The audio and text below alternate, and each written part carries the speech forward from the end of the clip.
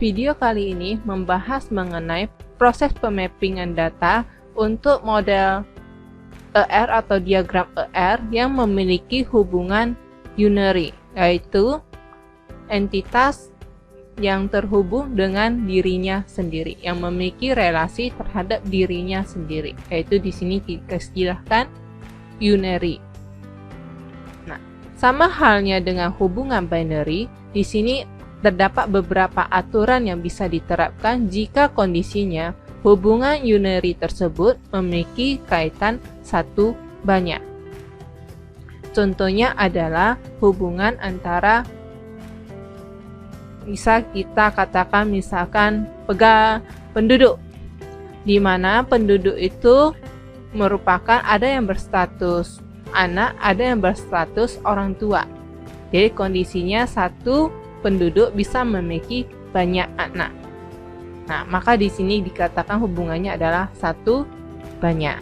Nah, maka di sini untuk hubungan seperti itu kita bisa menambahkan sebuah foreign key pada relasi tersebut, ya, di mana keterhubungannya adalah untuk atribut foreign key kita tarik ke primary key-nya. Jadi tetap mengalami yang namanya rekursif. Nah, jika kondisinya hubungan unary tersebut adalah banyak-banyak, contohnya adalah misalkan pada pencampuran warna. Jadi kita memiliki daftar warna, di mana di sini bisa terjadi pencampuran warna. Misalkan warna merah kita gabung dengan warna kuning, kita akan menghasilkan warna baru yaitu orange. Warna kuning kita campur dengan warna biru, kita peroleh warna hijau. Warna biru kita campur dengan warna merah, kita peroleh warna ungu dan sebagainya. Nah, jadi di sini intinya adalah kita memiliki daftar warna. Dan dari hasil pencampuran tersebut kita akan menghasilkan warna baru dan kuantiti baru hasil pencampuran. Nah, jadi kondisinya di sini itu hubungannya adalah banyak-banyak.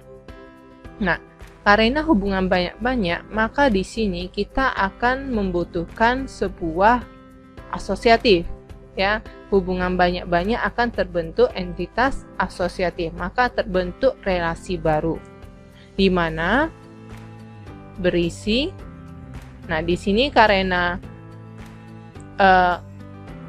primary key-nya bersumber dari relasi yang sama, contohnya misalnya ini tadi kita kasih kode warna sebagai primary key, maka di entitas asosiatif kita butuh kode warna dan juga satu warna lain, karena tadi kita melakukan pencampuran warna cat, maka kita butuh dua warna, maka kita buatlah asosiatifnya itu adalah kode warna 1 dan kode warna 2. Kenapa harus dikasih 1 dan 2? Ingat, sebuah relasi tidak boleh memiliki nama atribut yang sama. Makanya di sini kita bedakan dengan warna 1, kode warna 1 dan kode warna 2.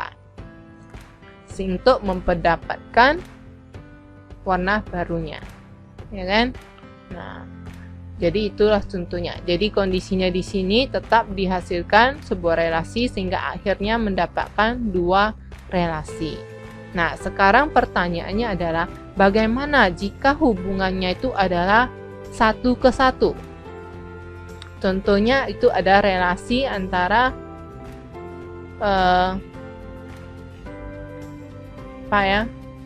pernikahan. Ya, pernikahan. Jadi satu suami, satu istri. Nah, bagaimanakah untuk aturan pada hubungan unary ini? Nah, silakan untuk hubungan satu-satu pada unary didiskusikan pada forum.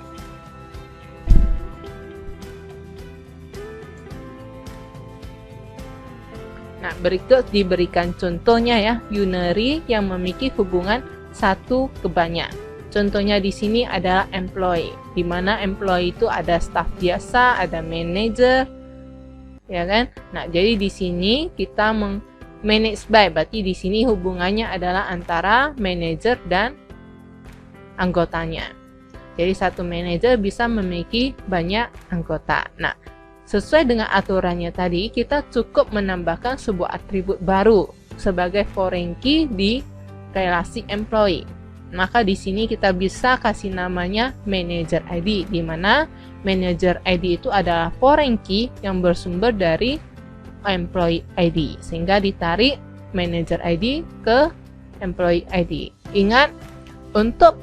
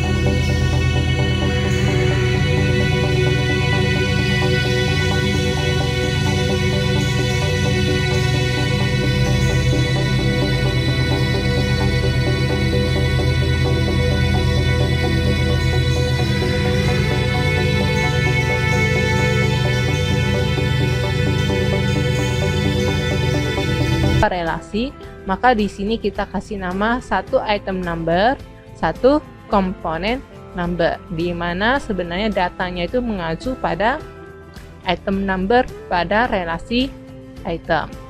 Dan di sini dikasih sebagai primary key. Dua-duanya primary key. Ya, dua-duanya primary key dengan atribut tambahan yaitu quantity. Jadi pada kondisi di sini kembali item number dan komponen number merupakan primary key sekaligus foreign key. Dikatakan primary key karena dikasih tanda garis 2 ya. Garis 2, dan itu memang benar bahwa barang ini tidak boleh sama.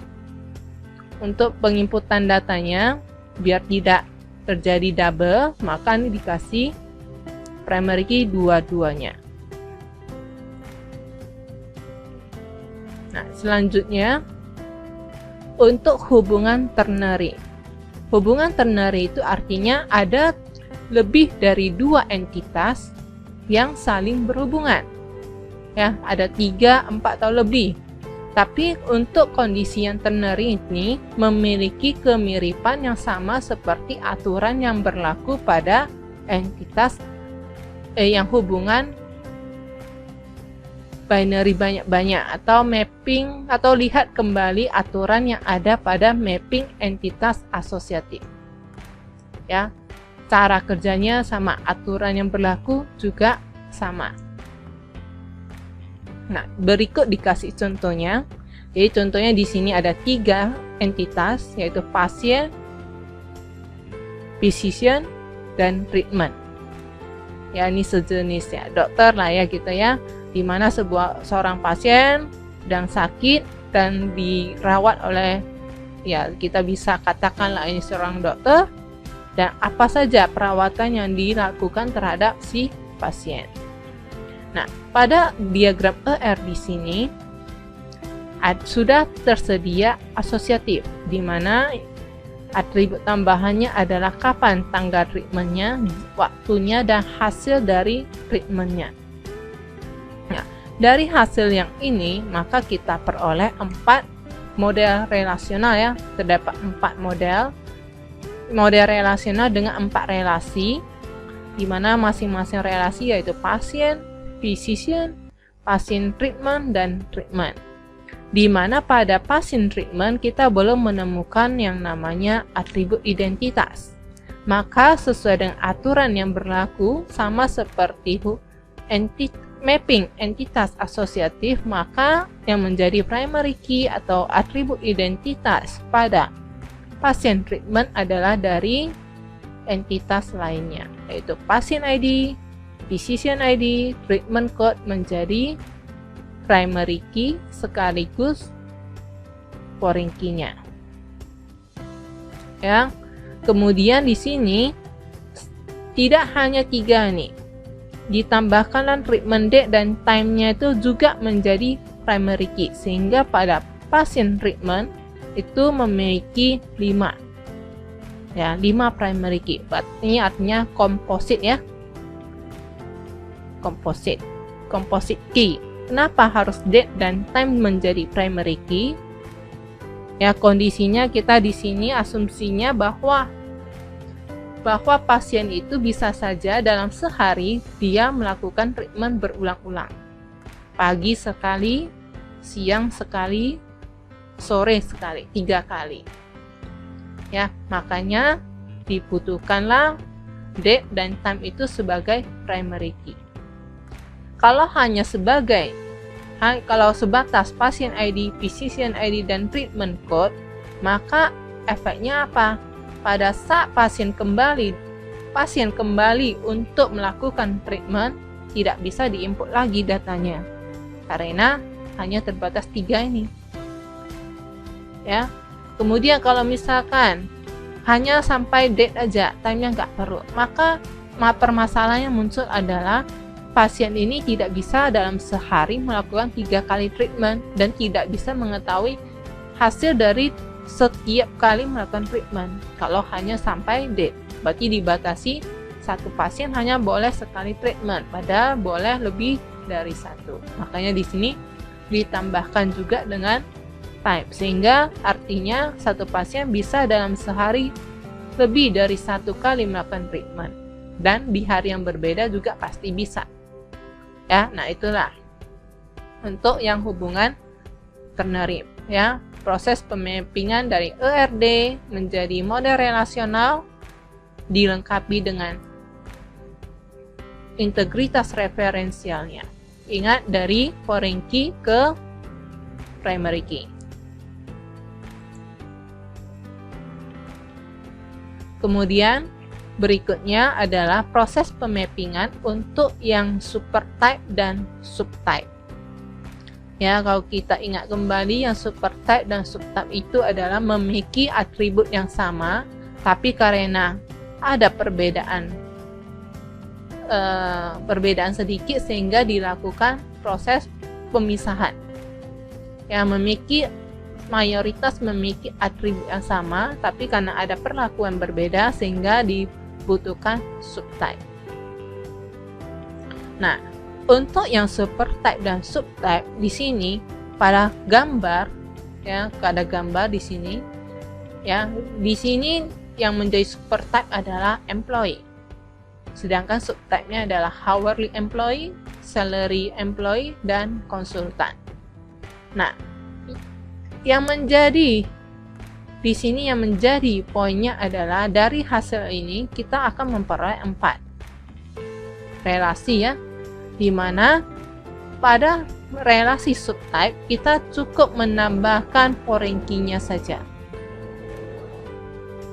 ya, menentukan foreign key-nya. Kemudian di sini belum ada atribut identitas, maka foreign key itulah yang menjadi atribut identitas pada masing-masing subtype-nya, sehingga kita peroleh hourly employee sudah memiliki atribut hourly rate. Cukup kita tambahkan foreign key-nya yaitu dari employee, yaitu employee number. Nah, untuk membedakannya boleh kita kasih nama H sebagai hourly. Sedangkan untuk salary kita boleh menambahkan kode S sebagai menunjukkan bahwa dia adalah employee-nya yang salary. Kemudian yang konsultan kita tambahkan kode C. Nah, inilah cara pemappingan untuk supertype maupun subtype.